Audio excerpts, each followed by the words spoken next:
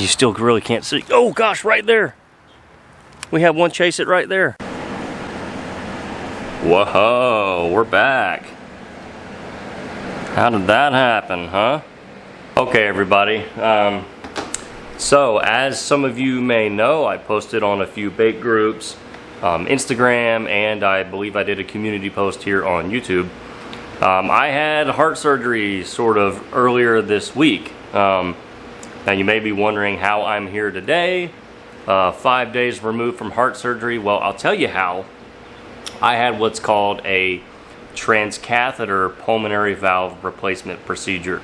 So, to start this story at the beginning, a lot of you may not know, I was born with some pretty bad congenital heart defects. Okay, so when I was born, I had what's called transposition of the great arteries. Okay, so basically, if you think about the heart, two sides to the heart, and your arteries and veins, they were transposed. Okay, so I guess the easiest way to say that is my heart was sort of backwards. Okay, so that had to be fixed, obviously. So transposition, TGA, transposition of the great arteries, and then I also had no pulmonary valve. So I was born with 3 out of 4 heart valves. So that was a whole nother issue. And so later on in life, when I was 2.5, I had to have a second open heart surgery. So my first open heart surgery was at 4 days old, 3 or 4 days old, to correct the transposition. When I was 2.5, I had another operation to basically try to put a stent in to widen my pulmonary outflow tract, which was born too narrow and didn't have a valve. When I was 24 years old, okay, so now we're going way forward, I started seeing a new cardiologist at Shands Hospital in Gainesville, Florida. And they said, yeah, you kind of need that pulmonary valve. So I had full open heart surgery where they saw you in half at 24 years old to have a pulmonary valve put in. All right, so fast forward to now, about 11 years and change later, the lifespan of that valve was pretty much used up. Okay, so the valves over time, their functionality, you know, decreases. Right? They don't open as wide, they don't close as well, which allows blood to then kind of go back and forth. It's called regurgitation. That's not good. So long story short, I needed a second pulmonary valve put in. So instead of going through the chest and splitting me open like a horror movie, medical technology now can insert heart valves via the catheter lab. And I don't mean urinary catheter. Yes, I had to have one of those too. But basically, they run a really long hose up your femoral vein, going through a small opening in your leg, and they can actually run that all the way up into the heart and expand a valve from within. I went home the next day. And that doesn't mean that it wasn't difficult. It was a very nerve-wracking time because you're never quite sure if you can have the valve put in the transcatheter way. You know, if things don't look right, if pressures are too great, if things are too narrow, sometimes you're not a good candidate for that. So it was sort of a game time decision, and I didn't necessarily know that it was happening, so it kind of snuck up on me. So I made a post and people were like, what? I had no idea this was happening. And I kind of didn't either. So long story short, we are back. Well, we are beginning our journey to go get our lead pot, Lee pot as it's called. So Happy Jack had my lead stuff for the last few months. And couldn't get it back from him this week. I still kind of couldn't drive after surgery, so I'm back driving now. And he's fishing a tournament out of town, but left his truck at the fishing tournament buddy's house way out Highway 20 on Lake Talquin. So we're driving pretty much all the way across Leon County to go get it. I don't know what house it's at, but I know what road it's on.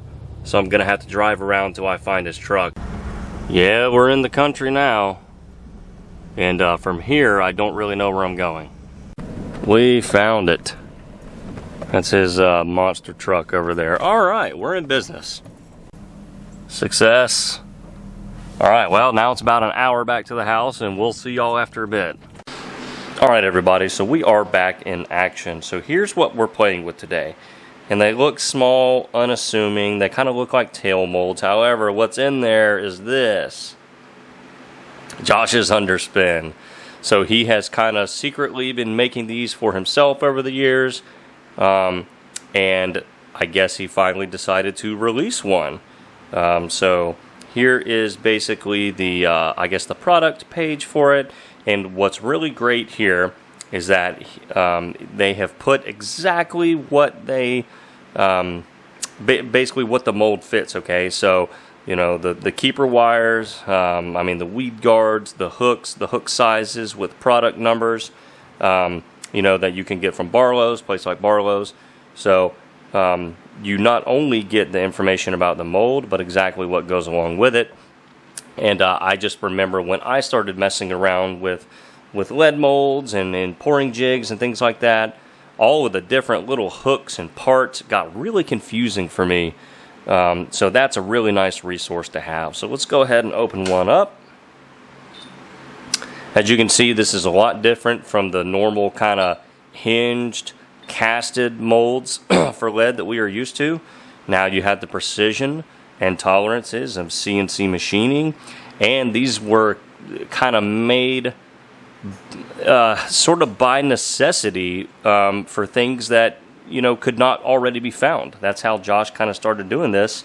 So there's a lot of thought put into this. So there is the 1/2 ounce version, right? Then I think the next one is what, 3/8. This will be the one that I probably use. Yeah, probably use a little bit more myself. Just like I like to throw smaller baits. But yeah, here is exactly what we have.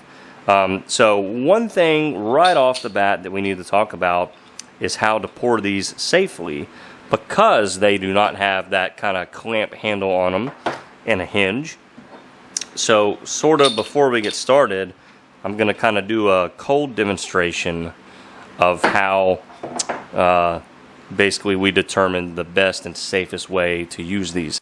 Alright, so I have my lead pot sitting on top of the hot plate here just to kind of prop it up to sort of an even, I guess an even perspective, okay? So what we normally do, like basically what we want to avoid is you holding it on either side. Obviously you'd have on gloves, but we don't want you to hold it here and then move it and hold it here. All it takes is just a little bit of you lining it up wrong and a little bit of overspill or one accident, and now you've got, I don't even know how hot this gets, what, 500, 600, 700 degrees at times? We don't want lead getting on you, right? So basically what we're doing is we're obviously going to double glove up, but we're just going to create basically a handle, okay? So a good pair of pliers is all you need, right? And you can safely pour your lead with distance from any fingers or body parts that could get burned, okay? So that is essentially how we're going to be doing that, and that was a point of interest for this video. And so I think once we get a few of these underspins made, I think we're going to pair them up with this. Another AI contraption. This is the, I believe this is the 3.8 rip wrap. It's the solid body, right? I think that will fit that really nicely. And now let's look at some of the subcomponents, of the new underspin mold. Right, okay. So here are the hooks, right? Obviously they have the eyes in line, okay? And then this is really cool. These are the weed guards and then the actual underspins. Well, you know what? I'll wait to get those out until we actually lay everything in the mold. But essentially, this is what we'll need in order to make this, right? And then from there, we can put on the underspin blade if you want, or you can always leave this off and just have a normal jig head. You can obviously leave off the weed guard. You can change this up and make it in any configuration you want, but with all the bells and whistles on it, it would have this plus the blade for the complete underspin, I guess, experience. Alright, so I got everything laid in there on this side, so we're going to try to do this on camera. For you guys, let me try to change up, yeah. Just there's a lot that has to go in there, and it has to go in there pretty gingerly. So anyway, we're going to start with our hook. Hook fits right in. Actually, yeah. Then we're going to go with which is basically the underspin hook, I guess we would call it. So let's try to lay that in place. There we go. Alright. Now these little tiny parts here. Pretty cool how all this goes in there. It's kind of like putting a puzzle together.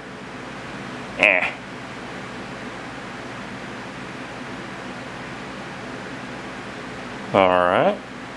Got one. Lead pot is getting hot, so we're almost ready for action. Okay. And then our weed guards. Alright. So we just want to get those in that groove. Make sure they don't interfere with the hook too much. Slide them down. Yeah, there it is. Okay. We should be able to close. There we go. Yeah, that fits good. Okay. Alright, there it is in the 3/8. Let's close up. Yeah. Alright. Alright, so now what we're going to do is we're going to glove up, and we're ready to pour our first ever angling AI underspins. I'm pretty excited. Alright, let's give it a whirl here. Just like that.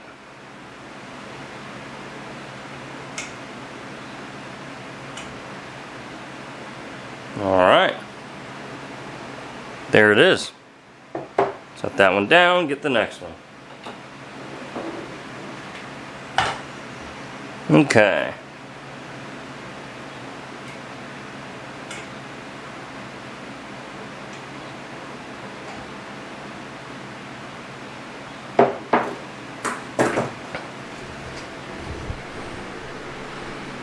Alright, fingers crossed. Alright, new molds. Now we gotta do a drum roll. Drum roll, please.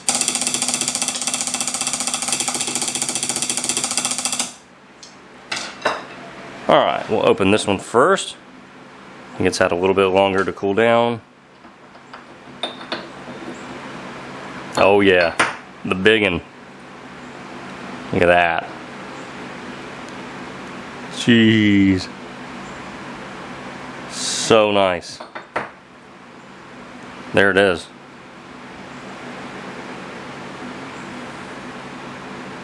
Yeah. Very cool. Get how nice everything comes out. Okay. Yep, other side. Yep, everything filled in. That means my lead was not too cold. Everything filled in very nicely. That's cool. Alright. Set that one aside. Success. Alright, now let's look at these. Come on, baby. There we go. Oh yeah. Look at that. That's awesome. And then of course next step is just to cut off, I guess we would call these the sprues in the soft bait world. So yeah, we're just going to cut that off with a pair of scissors. And the lead is still fairly soft. Put that back in the pot.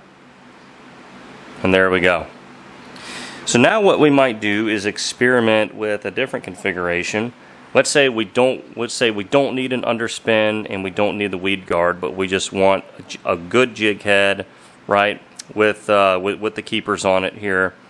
And let's say we're going to fish those on an umbrella rig, Alabama rig, in open water, right? So we just need basically just a good jig head. We don't need the spin and we don't need the weedless option. Okay, well basically we just leave off those options and we have us still a great jig head.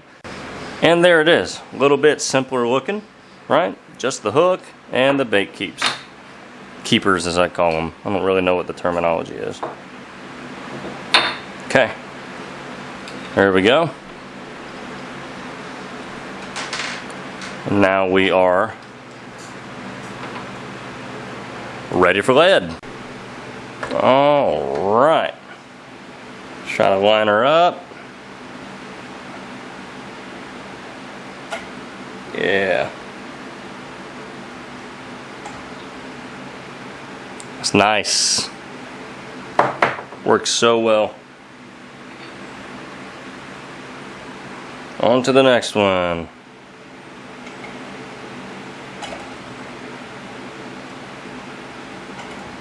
There we go. Just like that. All right, let's take a look at this. The simpler version, as I'm calling it. Yeah, look at that. So basically, we just didn't put this piece on or the weed guard. All right, so now we just have a really, really solid 3/8 ounce jig head ready for action. And this will be going on my personal Alabama rigs this winter. 100%.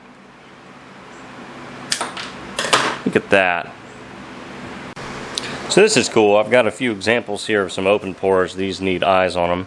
This is a 5-inch open pour. And so that's sort of how that would rig up right there. Then of course you got the underspin under it. So a 5-inch hickory shad, and then you've got a 4-inch. Right? So boom. With the spin under it. Pretty cool there. Yeah. So that's just sort of an example of how those would rig up. Alright, cup of plastic in the microwave. That is Dead On Plastics tube blend. So it's a nice medium hard sort of firm plastic, which I think will work really well in the rip wrap.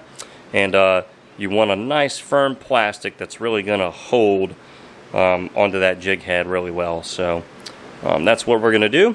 We're going to make a shad color in that and rig a few of these up. So I'm thinking we're going to go with a blue highlight base. Okay, blue highlight base, maybe a little bit of black flake just for texture. And then this is a really fun glitter. This is string cut silver hologram flake. So this will sort of be what I like to call like a disco shad. All right, here we go. Let's do it.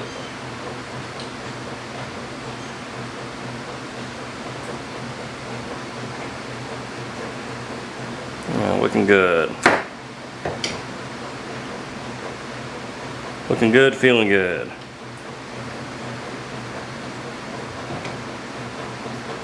Alright. It's nice to be back, you guys. Leading up to my, heart surgery week, I was real nervous. I wasn't sure how it was going to go. And, I didn't know if I was going to have open heart or if I would be able to do it the transcatheter way. And I didn't film for a couple weeks, and then I've had to have a recovery. So, yeah, I'm sure my YouTube analytics are all shot, but it's great to be back. All right, let's check these out. Rip wraps. Tube blend rip wraps. Come on, baby. Yeah.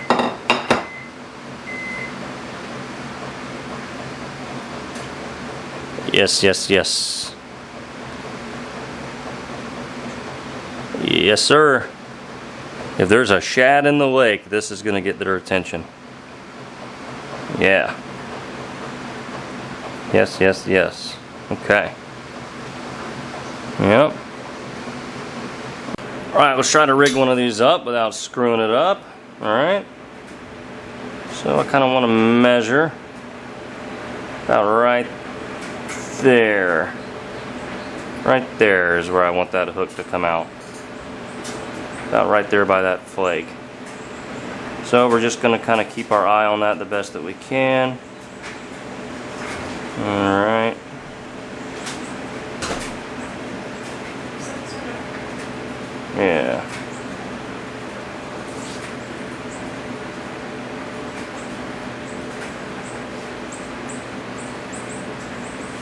There we go.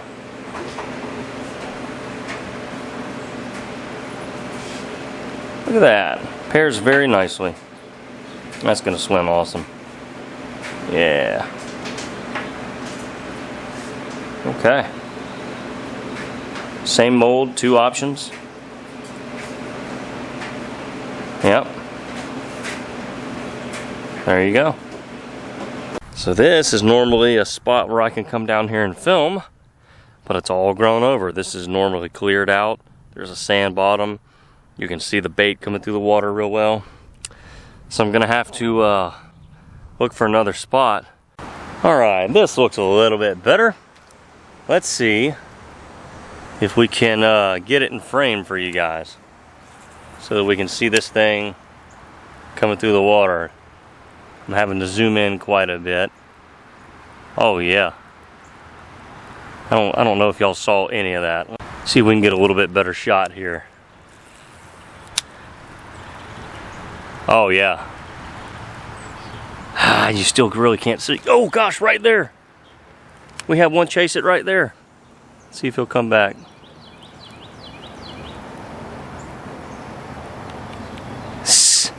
Come and get it. That's funny, already got a bite. Okay, I quite literally cannot get any closer than this.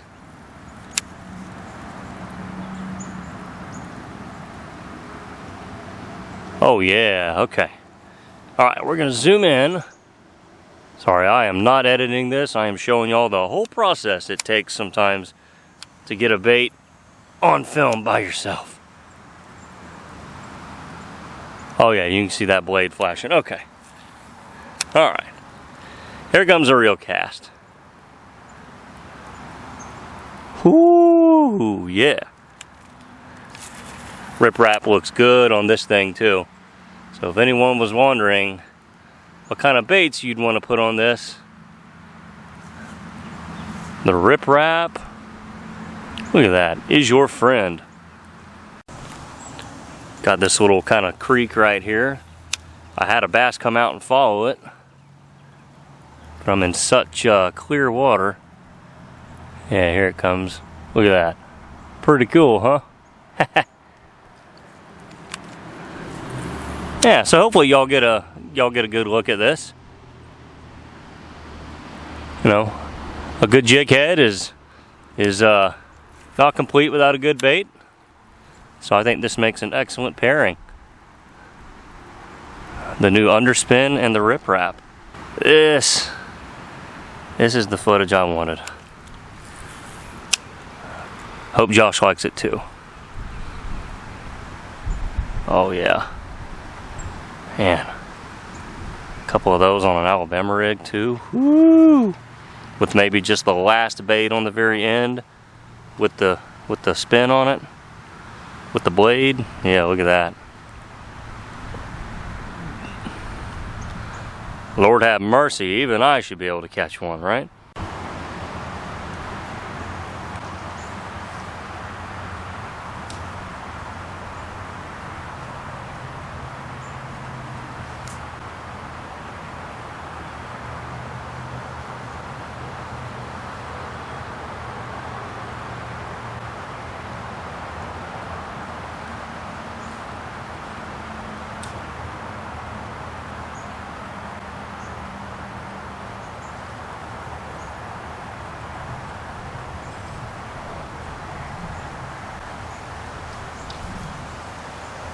Had a little bite, he flashed on it, but he was too small.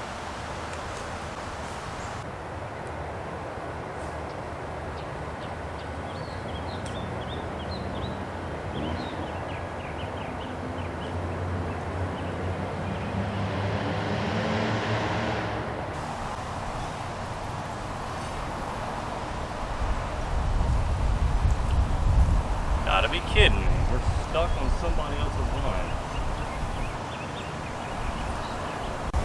Well, that ain't gonna work. All right, we're on our way back to the house. So off camera, this was really funny.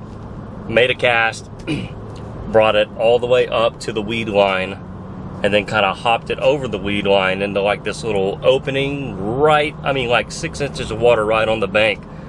About a pound bass darts out, grabs it. I set the hook. He comes shaking out of the water, flops up on the bank, shakes loose, and flops back down on the water. I was like, come on. But no, had fun. It's been a while since I've even made a cast.